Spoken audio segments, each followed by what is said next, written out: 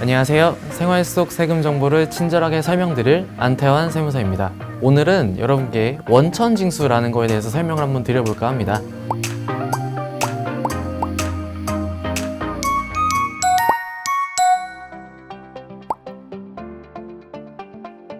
원천징수는 뭐냐면 인건비를 지급받을 때 여러분들 세금 떼고 받으시잖아요. 이 세금 떼는 거를 원천징수라고 합니다.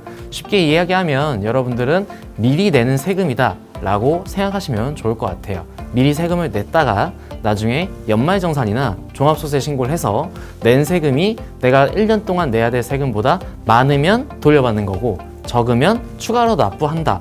이렇게 이해를 하시면 좋을 것 같습니다. 원천징수를 하는 이유는 먼저 첫 번째, 국가에서 여러분들의 소득을 어느 정도로 버는지 알기 위해서 원천징수를 하는 겁니다. 급여가 적은 분들과 급여가 많은 분들을 비교했을 때 당연히 많은 분들이 원천징수하는 세금이 클 것이고요. 적은 분들은 적겠죠. 그래서 우리 국민들이 보통 어느 정도의 소득을 버는지, 이 사람은 얼마의 돈을 벌고 어느 정도의 세금을 내야 되고 이런 것들을 계산하기 위해서 원초적인 전초 작업이라고 생각하시면 될 것 같아요. 두 번째는 이제 사업자분들, 개인 사업자나 법인 사업자 두 분 다 해당이 될 것 같은데요. 사업자분들이 나중에 세금 계산할 때 인건비로 지출한 내용이 어느 정도로 있는지를 파악하기 위해서 하는 게 원천징수하고 원천세 신고를 하게 된다. 이렇게 이해를 하시면 될 것 같습니다. 일단 원칙적으로 모든 소득이 한다고 생각하시는 게 가장 이해하기 편하실 거예요. 내가 근로자면은 근로소득, 사업자 프리랜서면은 3.3% 된 프리랜서 사업소득, 강사분들이라면은 기타소득, 이렇게 해서 원천징수를 하게 되고요. 은행이나 저희가 주식 투자해서 이자를 받거나 배당을 받을 때도 원천징수를 하고 여러분들이 돈을 받게 됩니다.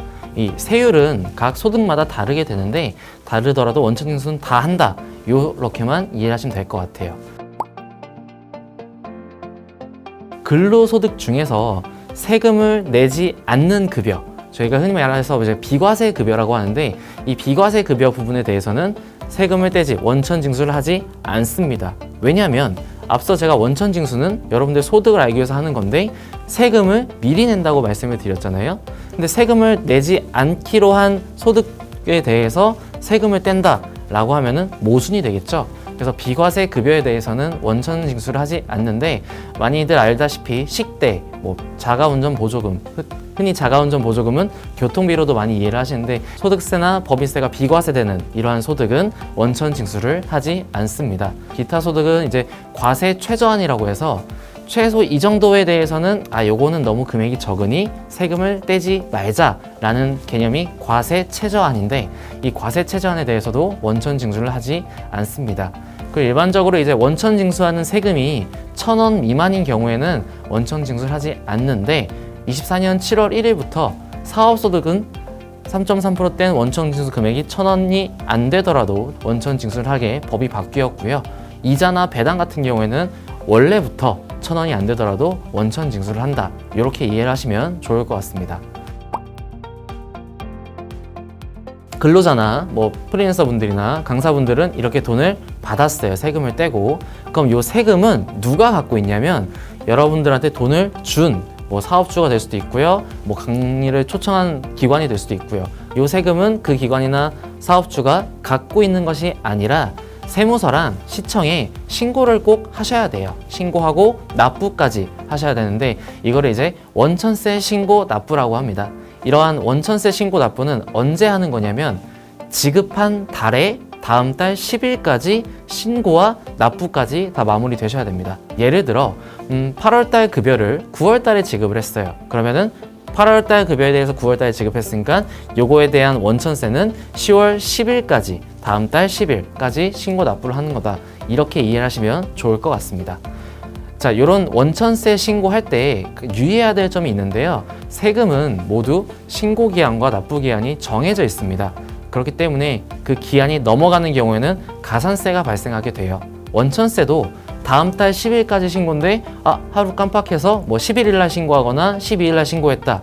그러면 신고가 늦었기 때문에 가산세가 붙고요.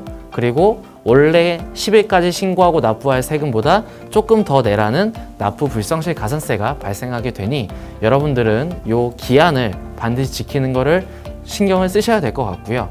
네, 오늘은 원천징수에 대해서 설명을 드렸는데요. 되게 작을 수도 있고 클 수도 있는데 나는 원래 월급을 이 정도 받기로 했는데 떼고 뭐 떼고 하는데 너무 억울하다라고 생각하실 수도 있을 것 같아요. 하지만 원천징수를 하지 않게 되면 여러분들이 나중에 근로자분들은 연말정산에서 당연히 환급을 받을 수 없고요. 왜냐면 미리 낸 세금이 있어야 나중에 내가 세금을 많이 냈으니까 돌려받는 건데 원천징수를 하지 않으면 낸 세금이 없으니 당연히 돌려받을 세금도 없겠죠. 그런 분들은 보통 다 세금을 토해내기 때문에 원천징수가 너무 나쁘다, 아깝다 이렇게 생각하시기보다는 내가 1년 동안 내야 될 세금을 매달 조금씩 내고 있구나 이렇게 생각하시면 좋을 것 같습니다. 감사합니다.